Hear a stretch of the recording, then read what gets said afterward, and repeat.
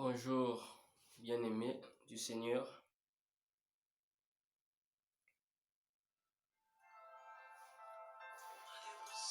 Aujourd'hui, nous allons faire quelque chose. Il y a un message prévu. Je parlerai précisément d'une vision que j'ai eue. Ça remonte à 2 semaines, 3 semaines.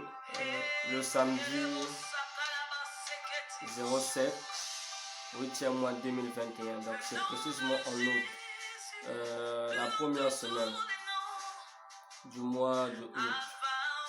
C'est une révélation de Jésus-Christ que j'ai reçue, que je vais vous partager. Mais avant de rentrer dans la présentation de la vision, ainsi que l'explication ou une exhortation qui est attrait à cette vision, nous allons nous concentrer pour entrer dans la présence de Dieu, pour invoquer le nom de Dieu afin que Dieu bénisse ce message. Père Dieu Tout-Puissant, Père des Lumières, Dieu de gloire, je te rends grâce. Père, je viens au-devant de toi, devant le trône de la grâce au nom de Jésus. Par le Saint-Esprit, je prie en ce moment. Je te rends grâce, Seigneur, pour tout ce que tu cesses de faire dans la vie, pour tout ce que tu cesses de faire dans la vie de toutes les personnes qui me suivent et qui me suivront. Merci pour le souffle de vie. Seigneur, je veux, Seigneur mon Dieu, que tu laisses que ton Esprit Saint descende en ce moment. Que le Saint-Esprit, lui seul, puisse venir me guider, me diriger pendant la transmission de ce message. Glorifie ton nom, Seigneur Jésus. Permets qu'à travers ce message, les âmes soient touchées et les cœurs soient transformés. Je crois, Seigneur mon Dieu, à la présence de ton Esprit Saint en ce lieu. Merci, Seigneur Jésus. Merci de bénir ce message. Merci de me bénir. Merci de bénir toutes les personnes qui me suivent. Gloire à ton Saint-Nom. Amen.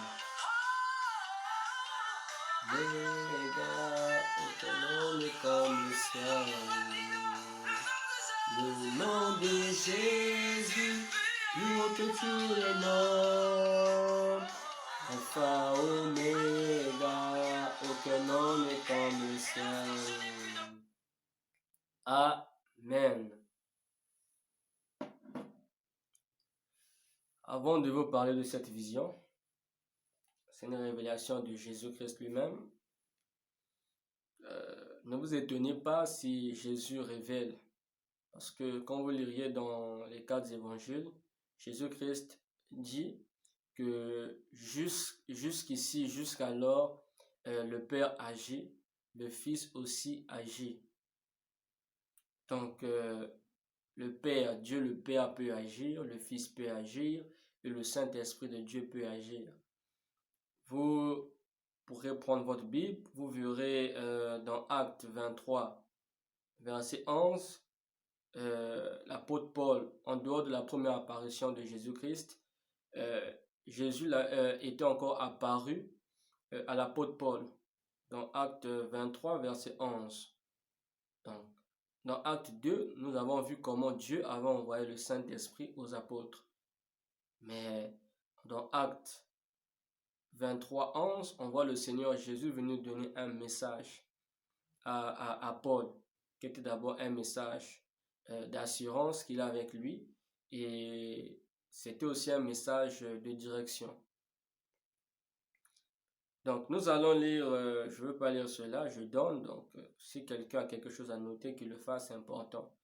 Ou si tu as ta Bible, ou si tu lis ta Bible, il est temps de prendre ta Bible et lire les versets que je cite. Donc je vais citer encore 7 autres versets. Mais je vais lire peut-être 2 versets et je vais rentrer dans mon message. Donc, parce que cette révélation a un lien, un rapport avec tous les versets que je vais citer ici. Matthieu 11, 25. C'est le passage où le Seigneur Jésus-Christ dit, Père, je te loue de ce que tu as caché ces choses aux sages, aux intelligents de ce monde, mais de ce que tu les as révélés aux petits enfants. Je n'ai pas besoin d'ouvrir ma Bible parce que c'est dans ma tête, je retiens ce verset par cœur. Et il faut avoir un cœur des enfants, un cœur d'un enfant pour être révélé par Dieu. Parce que si tu ne te conduis pas comme un petit enfant, tu ne peux pas recevoir les révélations. C'est ce que dit ce message. Et j'ai prévu lire 1 Corinthiens 13, versets 6 à 8, plus verset 13. Quand je dis 1 Corinthiens 13, c'est le chapitre 13. J'ai prévu lire aussi 1 Corinthiens 15, versets 40 à 42. J'ai prévu lire Apocalypse 21, versets 22 à 23.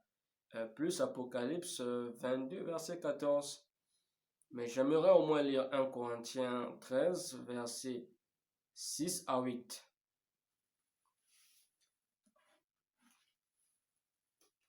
Lisons au nom du Seigneur. 1 Corinthiens 13, verset 6 à 8, plus le verset 13. Lisons au nom du Seigneur. Le Seigneur parle de la charité à travers l'apôtre Paul qui a reçu cette révélation. Parce que dans Acte 12, Paul parle des dons spirituels. Et dans Acte 13, Paul parle de la charité, l'amour de Dieu. Nous allons lire précisément verset 6. On dit ici, elle ne se réjouit point. Elle s'est mise pour la charité. Elle ne se réjouit point de l'injustice, mais elle se réjouit de la vérité. Elle excuse tout, elle croit tout, elle espère tout, elle supporte tout. Verset 8, je ne vais pas lire tout le verset. Je m'arrête juste au début du verset parce que la première phrase du verset dit ceci, au verset 8. La charité ne périt jamais. Amen. Je vais vous parler alors de la vision que j'ai eue le samedi 7 août 2021. Je dormais et je me vois au ciel. Ce n'est pas une première fois que je puisse me voir au ciel. J'ai beaucoup de révélations que j'ai reçues de Jésus-Christ, du Saint-Esprit qui parle du ciel. Je vous parle précisément de ce message. Je vais au ciel. Dans l'endroit où je me trouvais, tout était blanc autour de moi. Et je vois le Seigneur Jésus-Christ. C'est lui qui me voit même.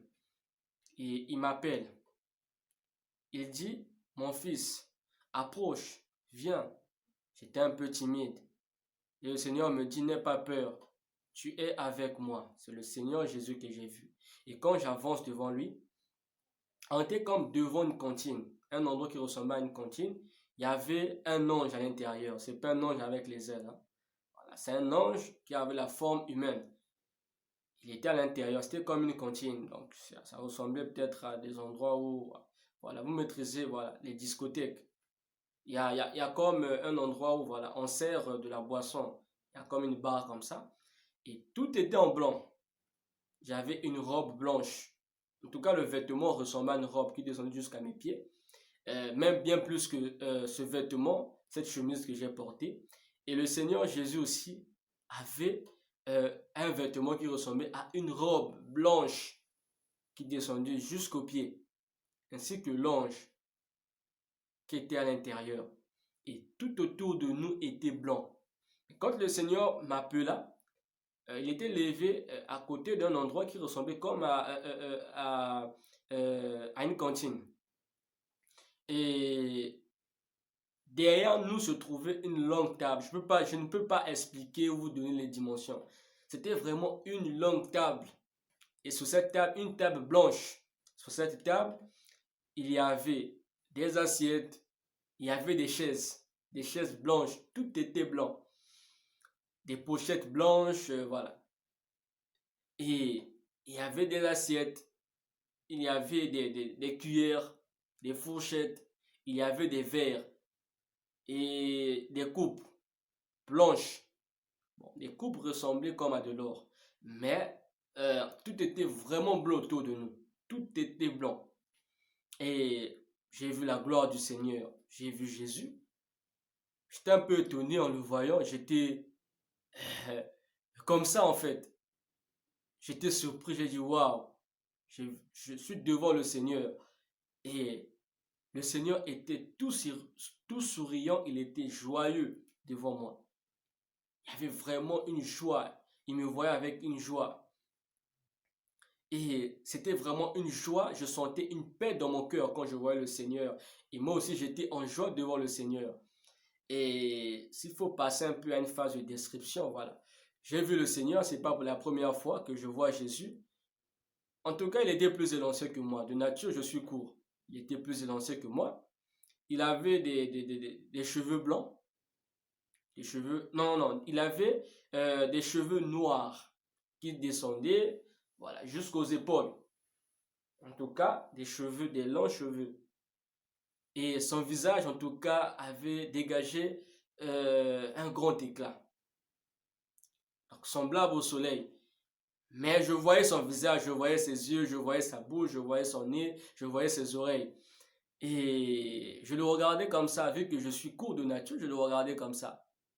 Et je commençais à le regarder de la tête jusqu'aux pieds. Je voyais comment la robe qu'il avait portée, son vêtement, était tellement blanc, avait plus de splendeur. Et j'étais étonné parce que les vêtements que Jésus, le vêtement qu'il avait porté, ressemblait à l'environnement, l'espace qui nous entourait. Vous voyez un peu? Donc, l'éclat qui se dégageait sur son vêtement correspondait à l'éclat du milieu, de l'endroit où nous étions au ciel. Et tellement que j'étais surpris, le Seigneur me voit. C'est vrai quand on dit que le Seigneur, Dieu connaît les pensées des hommes. Il savait que j'étais surpris en le voyant et j'avais un regard vraiment sur l'éclat qui dégageait. Ok, je prends mon cahier. Ça, c'est mon cahier, voilà, des songes où je note. Il est important de noter, la Bible nous dit que Daniel écrivait ses songes, il écrivait ses visions. Et pendant que je parle, quand tu sens que c'est Dieu qui est en train de parler, tu peux même noter des points qui ont attrait à ce message, afin qu'un jour tu fasses recours à tes notes, pendant que tu étudies ta Bible, pendant que tu médites ta parole, pendant que tu recherches quelque chose, tu peux faire recours à tes notes. Donc, j'insiste vraiment sur le message. D'apprendre à noter. Si c'est un rêve qui vient de Dieu, pourquoi ne pas noter? Il faut apprendre à noter, c'est important.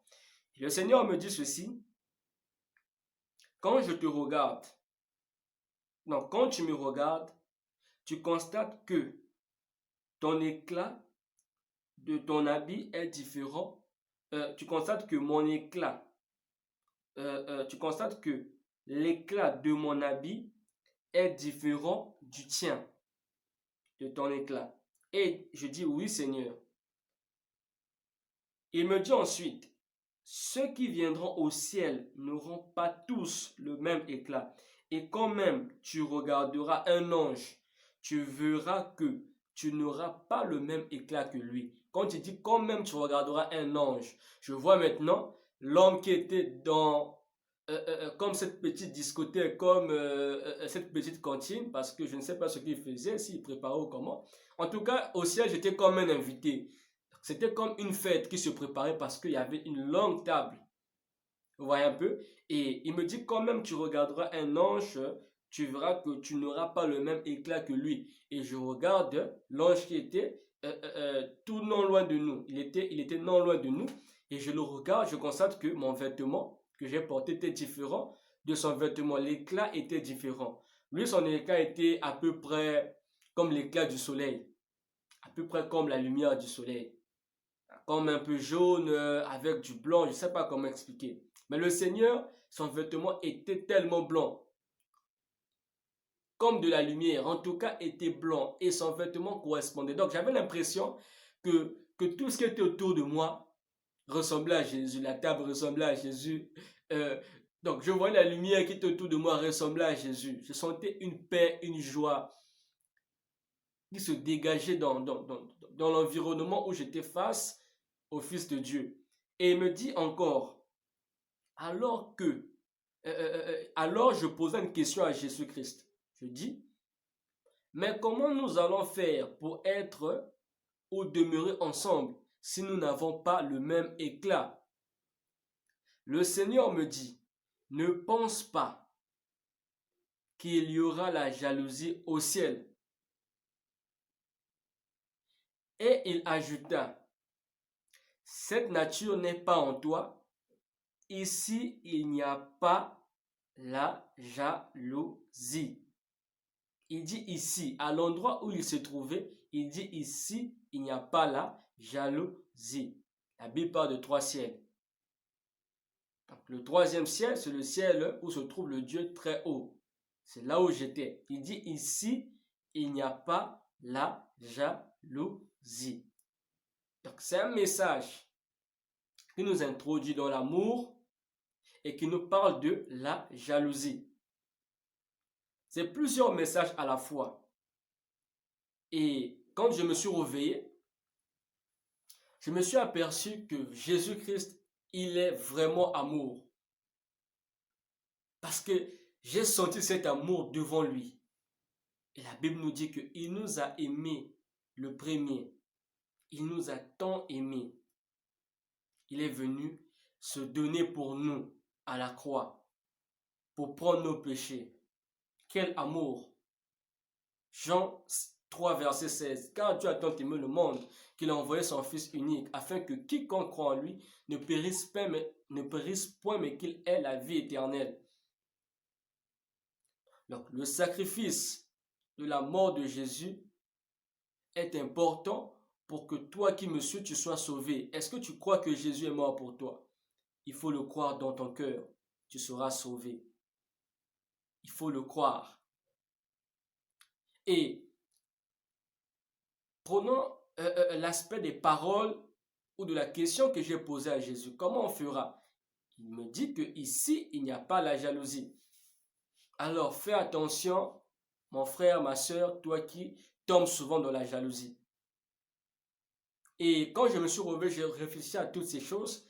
Je me suis aperçu, en regardant Jésus, je pouvais contempler, je pouvais sentir comment Jésus m'aime. Je pouvais sentir comment Jésus nous aime. Je pouvais comprendre comment Dieu nous a tant aimés. Et la seule chose qui ne périt point, c'est l'amour. Comme nous dit 1 Corinthiens chapitre 13, verset 8. C'est l'amour qui ne périt pas, c'est la charité.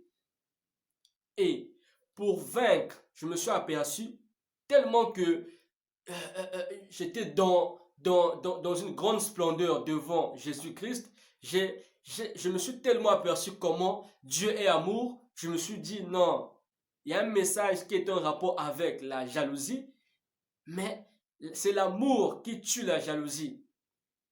Alors, si tu es jaloux ou tu vis dans un milieu où se trouvent des gens qui sont jaloux, ne leur fuis pas forcément. C'est vrai qu'il faut prendre les distances, mais le seul moyen, je viens pour te dire, mon frère, ma soeur, de vaincre la jalousie, c'est de présenter l'amour, l'amour de Dieu, l'amour de Jésus-Christ, qui même sur la croix, pourtant on l'a maltraité, on l'a accusé faussement, il lève les yeux au ciel et dit, Père, pardonne-leur, parce qu'ils ne savent pas tout ce qu'ils font.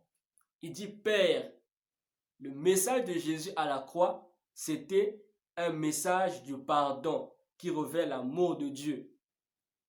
Il n'est pas impossible, toi qui es dans le péché, de revenir au Seigneur. Et ce message t'appelle à revenir au Seigneur. Dans l'Apocalypse, Jésus-Christ dit, il se tient à la porte. Et ce message, c'est pour te rappeler qu'il y a quelqu'un qui frappe à ta porte. Reviens au Seigneur. Si tu as du mal à laisser tes péchés, Jésus va t'aider afin que tu laisses tes péchés. Mais reviens à lui. Reprends ta vie de prière. Ce message, c'est un signe du retour de Jésus-Christ. Parce que si le Seigneur ne trouve pas l'amour en toi, mon frère, ma soeur, tu ne seras pas enlevé. Si quelqu'un t'haït, présente-le l'amour. Si quelqu'un est jaloux de toi, ne le fuis pas seulement, ne l'évite pas seulement, mais présente-lui l'amour de Dieu. Parce que la seule chose qui est supérieure à la haine, à la jalousie, c'est l'amour. Et l'amour dominera toujours sur la jalousie. Est-ce que tu aimes Jésus? Alors présente l'amour. L'amour va consumer la jalousie. Mais si tu ne présentes pas l'amour, la jalousie va te dominer et tu seras toujours en retrait. Or que Dieu ne veut pas que nous fuyions ceux qui sont jaloux, mais nous présentons l'amour de Dieu, l'amour de Jésus, pour que ces gens réalisent comment Dieu est amour. Et pendant qu'ils vont prendre conscience de l'amour de Dieu que tu as présenté, par tes œuvres, par ta conduite, la jalousie en eux mourra, disparaîtra. C'est le message que je viens de donner aujourd'hui. Et toutes ces splendeurs, waouh, je vous assure, le ciel est beau. Ne ratons pas le ciel. Le ciel est si merveilleux. Il y a tellement beaucoup de choses qui nous attendent. Lisons par exemple Apocalypse 21. Apocalypse 21. J'ai cité un de ces passages. Versets 22 à 23, on parle de la construction de la nouvelle Jérusalem. Il est écrit, je vis point, ça c'est Jean, l'apôtre, le prophète, je vis point de temple dans la ville, car le Seigneur Dieu Tout-Puissant est son temple. Waouh! Ainsi que l'agneau. L'agneau, c'est Jésus qui a été immolé pour tes péchés. Il est mort pour toi. Et si tu crois au Seigneur Jésus, tu auras la vie éternelle. Revois ta vie. Cherche le Seigneur. Ne te dis pas que je vais me baptiser après. Si tu ne t'es pas encore baptisé, pense-y. Parce que ce message est comme cette voix dans la parabole des 10 vierges qui disait que l'époux est arrivé, l'époux est proche. Et si tu es une vierge sage, tu vas prendre tes précautions à réserver de l'huile afin d'aller à la rencontre de l'agneau. Donc, il est écrit que Jésus est l'agneau immolé. On dit ainsi que l'agneau. Verset 23, la ville n'a besoin ni du soleil ni de la lune pour l'éclairer, car la gloire de Dieu l'éclaire et l'agneau est son flambeau. Waouh! Tu veux manquer cette gloire, mon frère, ma soeur? Il est plus temps de chercher Dieu. Il est plus temps de croire au Seigneur Jésus. Parce que dans le message d'Apocalypse, il dit, je me tiens à la porte. Et ce message que je viens vous donner est comme une cloche, est comme une trompette que je sonne pour vous dire que Jésus est proche. On a beaucoup entendu ces messages, mais ce message vient afin que tu saches qu'il est plus proche que des messages que tu as entendus, que Jésus est proche. Prenons toutes ces choses en considération. Et dans le message, je parle de la robe, un vêtement qui ressemblait à une robe. Dans Apocalypse 22, verset 14, il est écrit « Heureux ceux qui lavent leur robe, afin d'avoir droit à l'arbre de vie et d'entrer par les portes dans la ville. » C'est la nouvelle cité, réservée aux élus, réservée à tous qui ont eu foi en Jésus-Christ comme Seigneur et Sauveur et tous qui ont gardé l'espérance en Jésus-Christ qui est le Fils de Dieu. Ne ratons pas le ciel. Waouh! Il y a une grande gloire qui est au ciel. Oh là là! C'est même pas comparable à ce que nous voyons ici sur la terre. Ne ratons pas le ciel. Revoyons nos voies. Il est si difficile, oui, mais Jésus va t'aider. Parce qu'il dit dans sa parole, venez à moi, vous tous qui êtes fatigués et chargés, et je vous donnerai le repos. Le repos que donne le Seigneur, c'est le repos éternel. Ce repos, c'est la paix qui surpasse toute intelligence. C'est la joie du salut, ce repos. Croyons au Fils de Dieu, parce que ce n'est lui que par lui que nous sommes sauvés. Sache que, mon frère, ma soeur, il y a plus des choses, des bonnes choses, des merveilleuses choses qui nous attendent au ciel. Il est plus temps de prendre conscience, parce que ce que Dieu dit, c'est la vérité, et sa parole est éternelle. Il y a la noce, les noces de l'agneau qui nous attendent au ciel, une grande fête. Waouh! À ne pas rater. Prenons conscience, parce qu'il y aura une grande fête. Et cette table que j'ai vue est un symbole, est un message pour dire à quelqu'un qu'il y a une fête, une grande fête qui est réservée à tous qui seront enlevés, tous qui iront au ciel. Il y a une grande fête. Il y a un temps à toutes choses. Et ce jour arrivera, une grande fête. Ne manquons pas. Ne manquons pas cela. Que Dieu vous bénisse. Amen. Merci.